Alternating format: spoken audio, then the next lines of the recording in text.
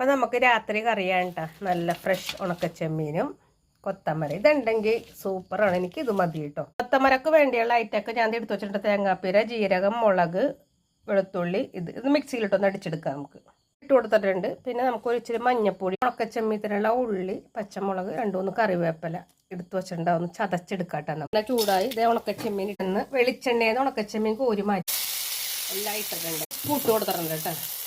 അപ്പോൾ അത് ഞാൻ ഉണക്കച്ചെമ്മീൻ ഇട്ട് കൊടുക്കുന്നുണ്ട്. അടിപൊളി ഉണക്കച്ചെമ്മീൻ ഫ്രൈ റെഡി. ഈ ചട്ടിയിലോട്ട് തന്നെ ഞാൻ വെളിച്ചെണ്ണ ഒഴിച്ചു. ചൂടായി കടുകിട്ടു പൊട്ടി നമ്മ താളിത് ഇടണേ. കൊത്തമര ഇട്ട് കൊടുക്കാം.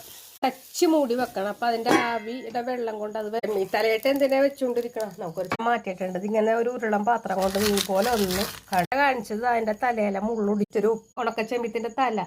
അപ്പം നമ്മുടെ കറി റെഡി കണ്ട.